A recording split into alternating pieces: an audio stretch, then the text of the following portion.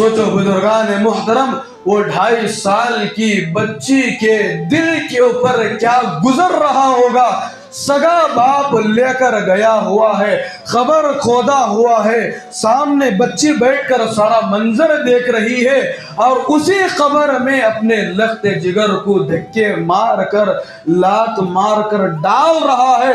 وہ بچی کہنے لگی، چچا جان تم مجھے کس چیز کے حوالے کر رہے ہو؟ چچا جان اتنی اندر خبر کے اندر تم مجھے ڈال رہے ہو۔ چچا جان کو اس پر بھی رحم نہیں آیا۔ ارے رحم کا را تک اس انسان کے اندر نہیں تھا، کرم کا کاف تک اس انسان کے دل میں نہیں تھا۔ اس کا دل سخت ہو چکا تھا، اس کا دل پتھر سے بھی زیادہ سخت ہو چکا تھا۔ وہ صاحب اللہ کے نبی سے کہنے لگے، اللہ کے نبی صلی اللہ علیہ وسلم، رحم کا را تک میرے دل کے اندر موجود نہیں تھا، کرم کا کاف تک میرے دل کے اندر موجود نہیں تھا۔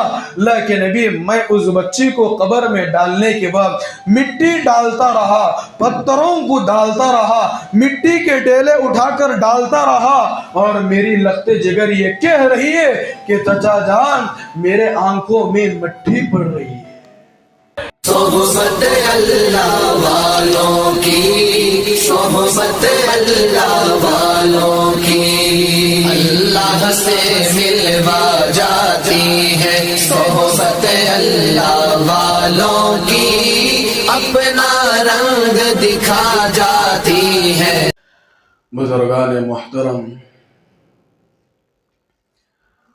حدیث پاک کے اندر آتا ہے، جناب محمد الرسول اللہ صلی اللہ علیہ وسلم نے ارشاد فرمایا، جس شخص کے گھر کے اندر 3 بیٹیاں پیدا ہوتی ہے اور اس پر اللہ تبارک و تعالی کی طرف سے جو بیٹیاں پیدا ہوئی ہے، وہ بندہ جب راضی رہتا ہے اور ان تینوں کی اچھی طرح سے پرورش کرتا ہے، اخلاق سکھاتا ہے، عادات سکھاتا ہے، شریعت کا علم ان کو سکھاتا ہے، قرآن اور حدیث کا علم ان کو پڑھاتا ہے، غرض یہ کہ ہر چیز کی ان کی اچھی سے اچھی تربیت کرتا ہے۔ رسول اللہ صلی اللہ علیہ وسلم نے بڑی پیاری حدیث ارشاد فرمائی ہے،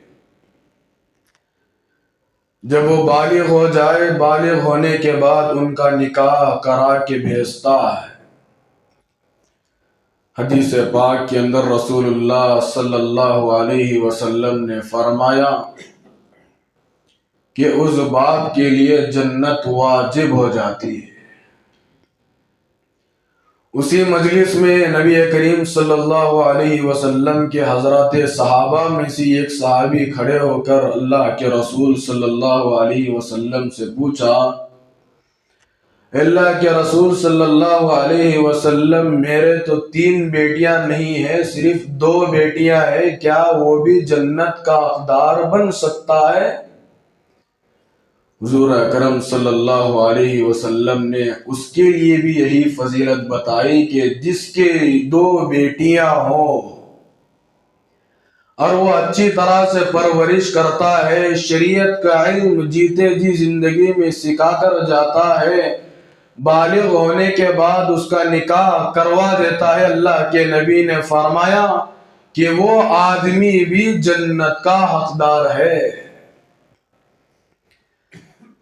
جب کسی گھر کے اندر بیٹی پیدا ہوتی ہے، اس پر اللہ تبارک و تعالی سلام بھیجتے، خدا کی طرف سے سلام اس کو پہنچایا جاتا ہے۔ میں گزشتہ جمعہ بتا رہا تھا کہ آج بیٹیوں کو ہلکا سمجھا جا رہا ہے، بیٹی کی پیدائش پر آج گھروں کے اندر جھگڑے ہو رہے ہیں، صرف اسی بات پر کہ مجھے لڑکے کی خواہش تھی، مجھے لڑکی ہو گئی، اس بات پر یہاں تک نوبت اب آ چکی ہے کہ طلاقیں واقع ہو رہی۔ صرف چھوٹی چھوٹی چیزوں کی بنیاد پر آج نکاح توڑ رہے، چھوٹی چھوٹی چیزوں کی بنیاد پر آج طلاقیں واقع ہو رہی۔ बुजुर्गान मोहतरम, ये तय शुदा बात है, कुरान का फैसला है, औलाद देने वाली जात तो अल्लाह ही की है। किसी के बस में ये ताकत नहीं है कि वो किसी को लड़का या लड़की अता फरमाए, वो अल्लाह ही के कब्ज़े कुदरत में है। अल्लाह को मालूम है कि किसको लड़का देना है, किसको लड़की देना है, ये तो अल्लाह के इल्म में मौजूद है।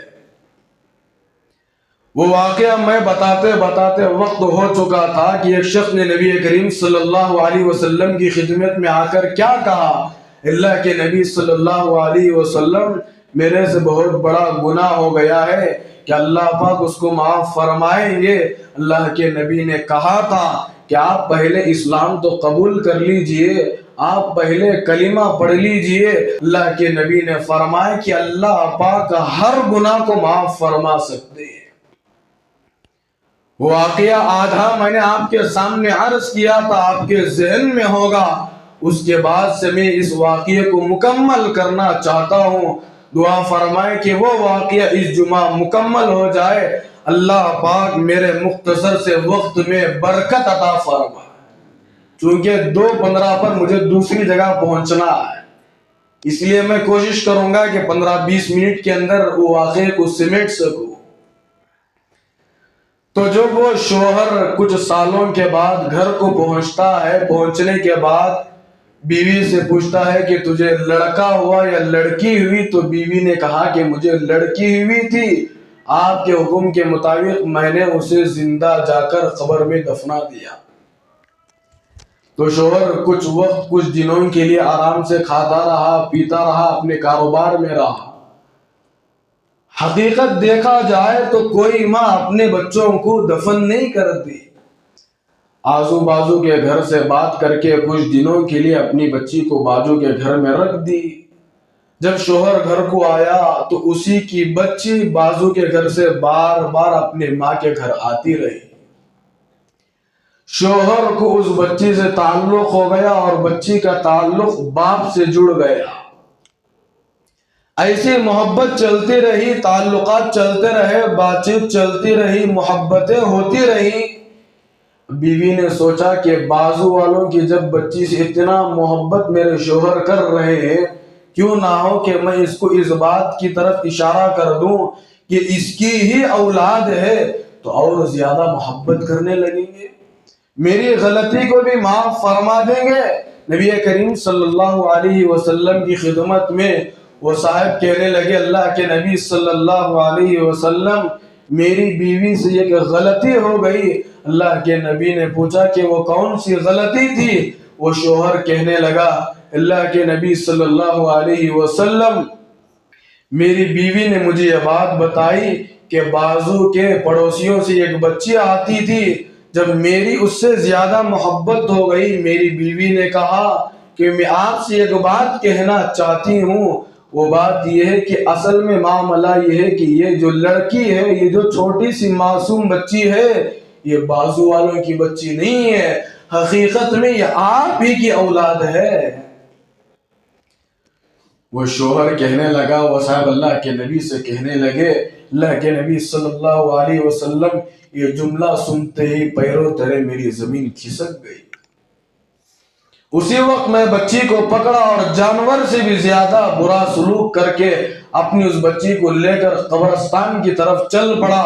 ऐसी जगह पर मैं चला गया अपनी बच्ची को लेकर जहां एक दौर ऐसा भी गुजरा, अल्लाह के नबी, अरब के बाज लोग बच्चियों को जिंदा दफन करके फख्र समझते थे। अल्लाह के नबी सल्लल्लाहु अलैहि वसल्लम, जब मैं अपनी बच्ची को घर से लेकर जाने लगा तो मेरी बीवी चिल्लाने लगी, रोने लगी। मुझे उसके रोने पर भी रहम नहीं आया। अल्लाह के नबी, मुझे उसके रोने पर भी रहम नहीं आया। मेरा दिल सख्त हो चुका था। चुनांचे मैं उस बच्ची को लेकर के चला गया, जहां जाना था वहां पर पहुंच गया। वहां पहुंचने के बाद मैं अपने कुछ साथियों को बुलाया। कुछ साथियों को बुलाकर खबर खोदने के जो आले होते हैं, जो चीजें होते हैं, मैंने सारी चीजों को मंगवाकर खबर खोदना शुरू कर दिया। اللہ کے نبی صلی اللہ علیہ وسلم اتنا بڑا میرا گناہ ہوا ہے کہ اس گناہ کو اللہ پاک معاف فرمائیں گے۔ وہ صاحب کہنے لگے اللہ کے نبی صلی اللہ علیہ وسلم قبر کی چیزوں کو منگوا کر میں خبر کھودتا رہا، میرے بازو بالکل 2-3 صفحے چھوڑ کر جتنی جگہ ہوتی ہے میری لخت جگر بیٹھ کر سارے منظر کو دیکھ رہی تھی۔ یہ سارے منظر کو میری چھوٹی معصوم بچی بیٹھ کر دیکھ رہی ہے، میں خبر کھود رہا ہوں۔ خبر کھودتے کھودتے کبھی میری نظر میری بچی کے اوپر پڑتی ہے، خبر کھودتے کھودتے 3-4 مرتبہ میری نظر میری بچی کے اوپر پڑ جاتی ہے۔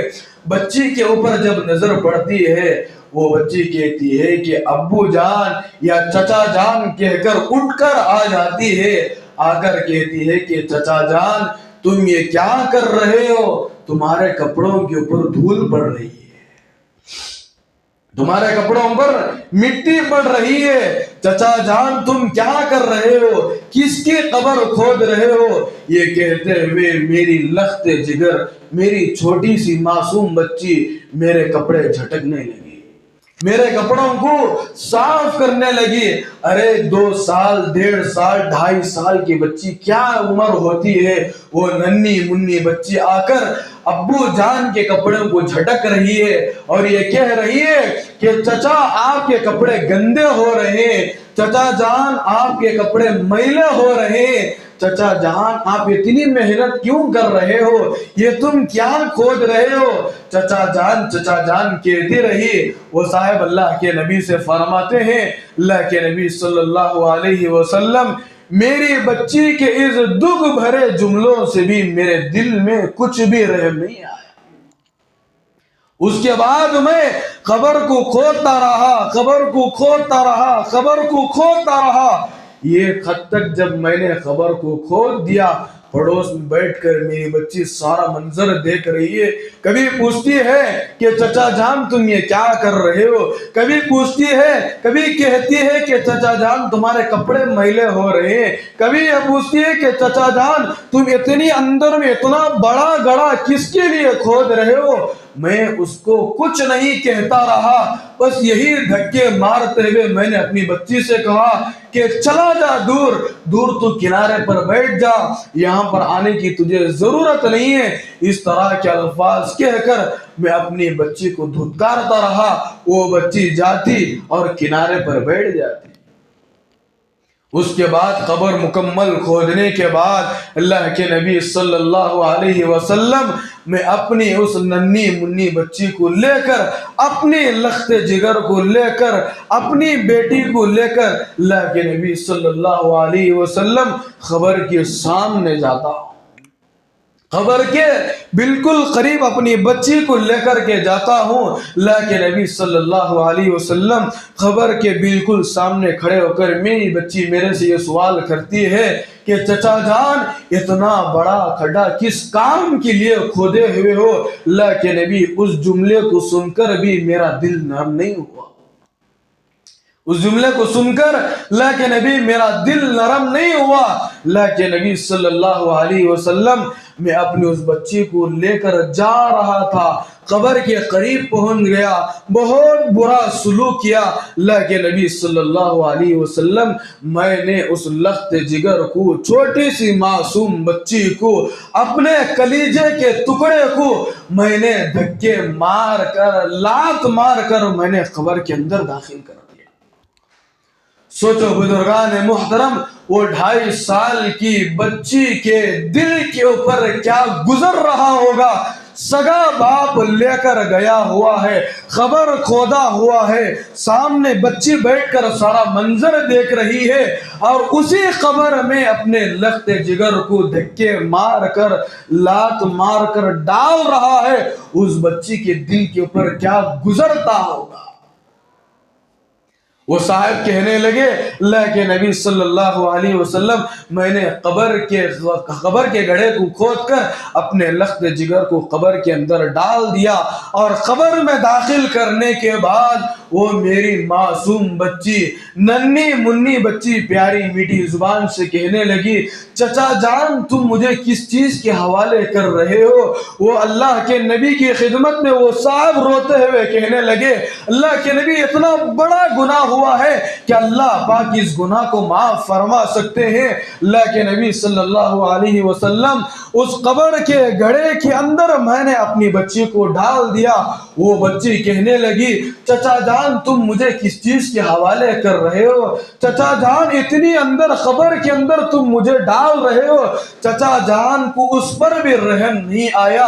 ارے رحم کا را تک اس انسان کے اندر نہیں تھا، کرم کا کاف تک اس انسان کے دل میں نہیں تھا، اس کا دل سخت ہو چکا تھا، اس کا دل پتھر سے بھی زیادہ سخت ہو چکا تھا۔ وہ صاحب اللہ کے نبی سے کہنے لگے اللہ کے نبی صلی اللہ علیہ وسلم رحم کا را تک میرے دل کے اندر موجود نہیں تھا، کرم کا کاف تک میرے دل کے اندر موجود نہیں تھا۔ اللہ کے نبی میں اس بچی کو قبر میں ڈالنے کے بعد مٹی ڈالتا رہا، پتھروں کو ڈالتا رہا، مٹی کے ڈیلے اٹھا کر ڈالتا رہا، اور میری لخت جگر یہ کہہ رہی ہے کہ چچا جان میرے آنکھوں میں مٹی پڑ رہی ہے۔ 2.5 سال 2 سال کی بچی کیا کہہ رہی ہے؟ چچا جان میرے آنکھوں میں مٹی پڑ رہی ہے، چچا جان میرے کپڑے گندے ہو رہے ہیں، چچا جان میرے آنکھوں میں دھول پڑ رہی ہے، مجھے کچھ دکھائی نہیں دے رہا ہے، چچا جان مجھے بہت تکلیف ہو رہی ہے، چچا جان تم مجھے کہاں لے کر کے آ گئے ہو؟ چچا جان مجھے تو میری ماں کے پاس لے کر جاؤ، مجھے میری امی کے پاس لے کر جاؤ، چچا جان میری والدہ انتظار کر رہی ہے، مجھے میرے گھر چھوڑ کر آؤ، چچا جان مجھے تو یہاں بہت ڈر لگ رہا، چچا جان مجھے قبر میں ڈر لگ رہا ہے، اس چھوٹے سے کھڈے میں تم ڈال کر مجھے تم کیا کر رہے ہو؟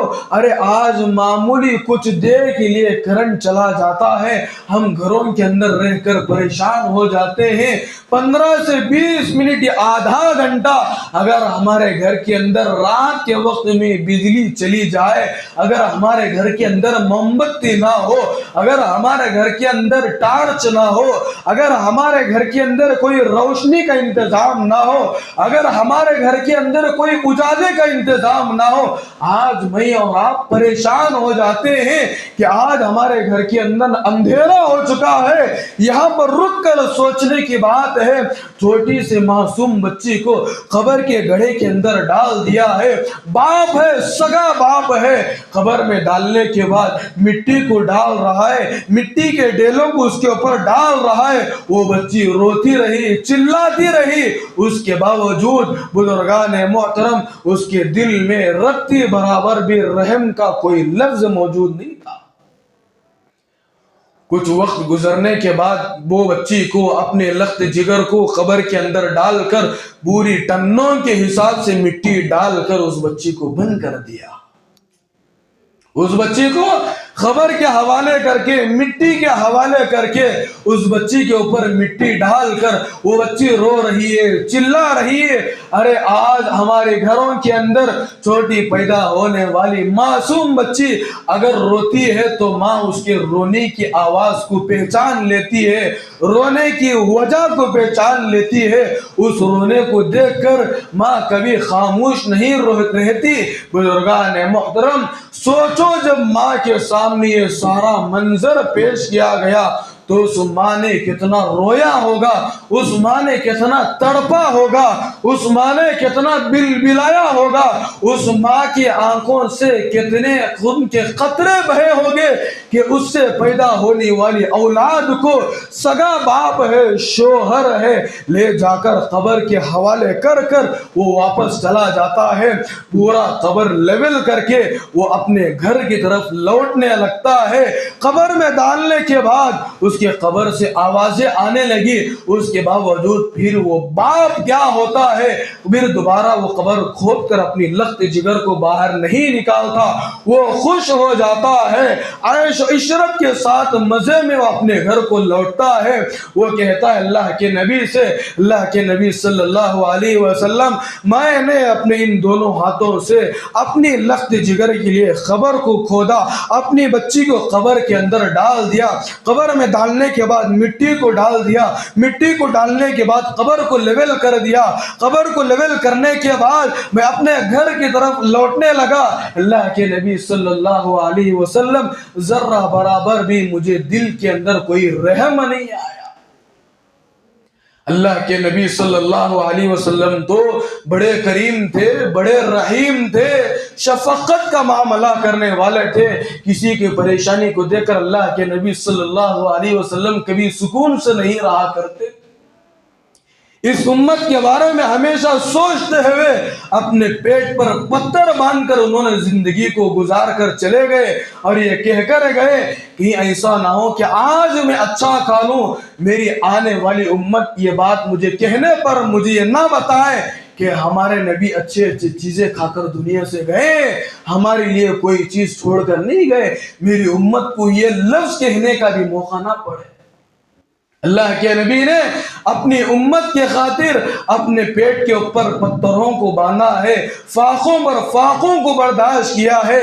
ارے حضرت موسیٰ علیہ السلام کے لیے، آج ان کی قوم کے لیے، ان کی امتوں کے لیے جب آسمان سے دسترخوان اتر سکتا ہے، حضرت عیسیٰ کی امت کے لیے جب آسمان سے دسترخوان اتر سکتا ہے، ارے یہاں پر نبی کی امت کا مسئلہ نہیں ہے، خود نبی کا مسئلہ ہے۔ اپنے نبی صلی اللہ علیہ وسلم بھوکے رہنا برداشت کیا، فاقے پر فاقے گزارنا برداشت کیا۔ اللہ کے نبی صلی اللہ علیہ وسلم اپنے پیٹ پر پتھر باندھ کر اسی فقر و فاقے کی زندگی گزار کر چلے گئے۔ اللہ کے نبی صلی اللہ علیہ وسلم کبھی بھی کسی کے درد کو نہیں دیکھتے تھے۔ جب کوئی پریشانی لا کر سناتا، اللہ کے نبی صلی اللہ علیہ وسلم کا دل نرم ہو جاتا تھا۔ جب کسی کی پریشانی اللہ کے نبی کے سامنے آتی تو اللہ کے نبی صلی اللہ علیہ وسلم کا دل نرم ہو جاتا تھا۔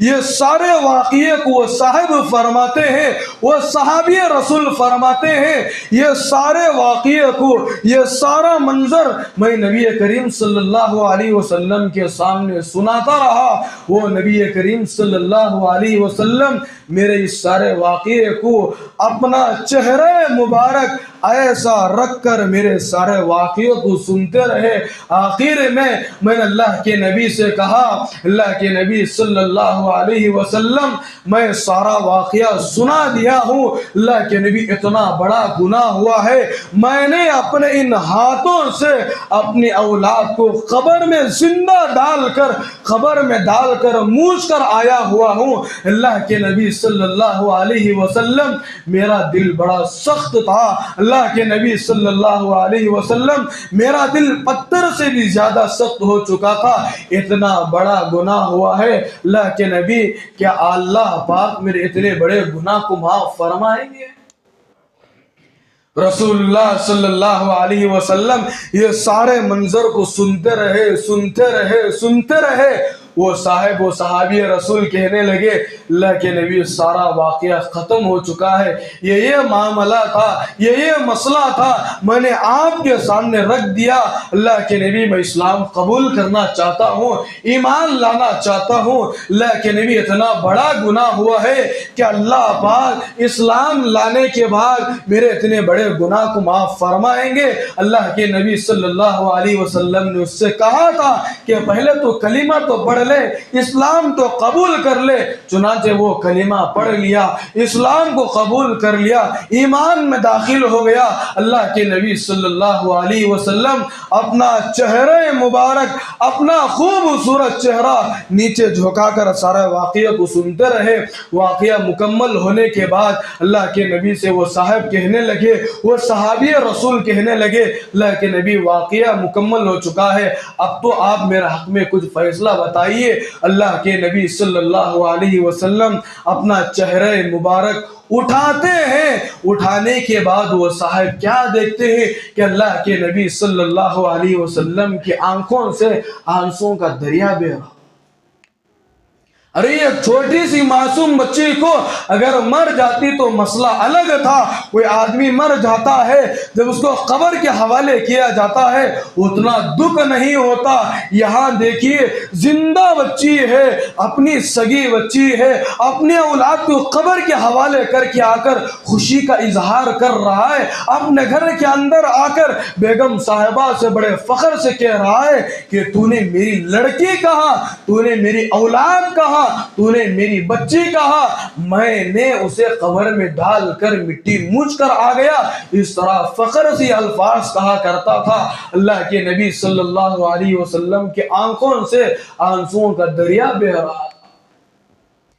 وہ صاحب دیکھ کر کہنے لگے، پوچھنے لگے اللہ کے نبی صلی اللہ علیہ وسلم اتنا بڑا گناہ ہوا ہے کہ اللہ پاک معاف فرمائیں گے؟ اللہ کے نبی صلی اللہ علیہ وسلم نے فرمایا ارے اللہ کے بندے، اللہ پاک چاہے تو ضرور معاف فرمائیں گے۔ اللہ کے نبی نے کیا کہا؟ اگر اللہ پاک چاہے تو ضرور معاف فرمائیں گے۔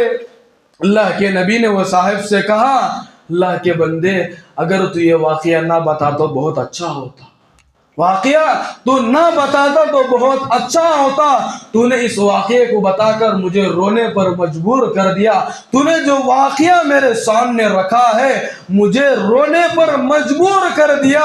بزرگان محترم، اس کے بعد اللہ کے نبی صلی اللہ علیہ وسلم نے بیٹیوں کی پیدائش پر کتنی بہترین باتیں بتائی ہے، کتابوں کے اندر واقعات بھرے پڑے۔ اللہ کے نبی صلی اللہ علیہ وسلم بھی، اللہ کے نبی کے گھر میں 4 بیٹیاں تھیں، اللہ کے نبی نے کتنی اچھی طرح سے ان کی پرورش فرمائی۔